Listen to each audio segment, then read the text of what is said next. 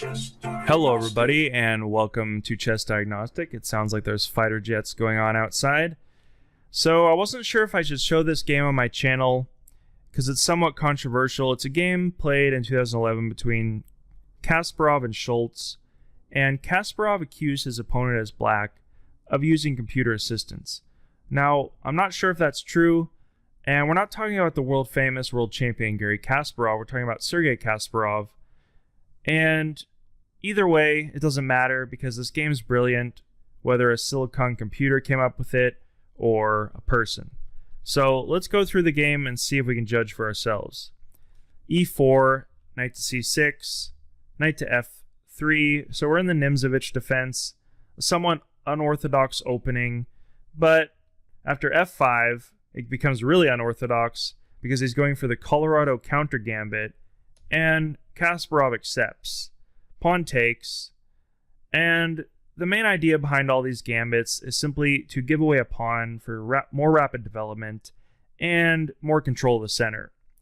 We see that with d5, easily moving his pawn forward, and now the bishop will take after d4. Bishop takes. Kasparov stacks on the pressure and the pins with bishop to b5 on that knight, e6, increasing the pressure with knight to e5, and now after knight to e7 protecting it, Kasparov gives a rather pointless queen check that actually rather helps black to develop quicker with g6. Queen goes back, bishop to g7, and as I said before, Kasparov is increasing the pressure and the pins with bishop to g5. So it looks like it's about equal at this point. After black castles, it looks like he's made a horrendous blunder. Now the bishop could take, and if he takes with the pawn, we see something like knight takes, and now the knight either has to take and give up the queen, or if the queen moves, he wins a piece using tactics. So it looks like Schulz really has to make a decision at this point in the game. According to Schulz, this was part of his preparation in this opening, and he had a feeling that Kasparov would play this line. So let's see what happens. After knight takes c6, Schulz simply gave away his queen. Now it looks crazy at first, but since I'm always harping on piece activity, we'll see why it makes perfect sense here and why it's a great lesson. So the bishop took the queen, but let's look at the entire board. So white's position, if we divide the board in half, is completely inactive. His king's in the center, two rooks, minor piece. This knight will be traded off soon, or just one. And the specific dynamics of this position allow black to use his three minor pieces to really dominate the center, prevent white from castling, use his rooks to usher in pass pawns, and we only really need to calculate a few moves. So could a 2200 player have conceived of this idea? I'm pretty sure. Let's see what happens. Knight takes d4, threatening the queen. Queen moves, and now we see the check with this bishop supporting the knight on c2. So he could have won material already. The king is forced to stay in the center. He can't castle to safety now. After bishop takes that knight, he has a pass pawn. If this bishop moves, we win a rook.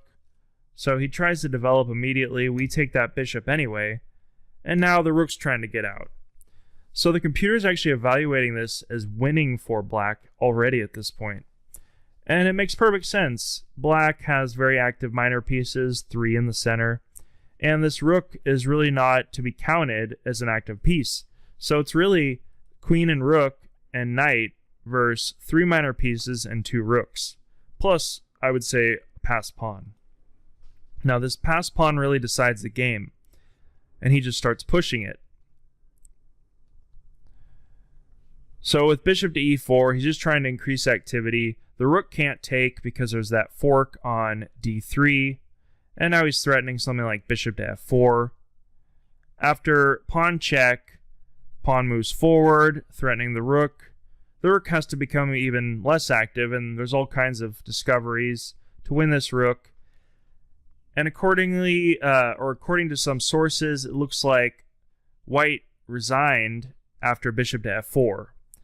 It's minus 5.9 evaluation for black, so black's totally winning. he's going to use his bishops to further drive the king over.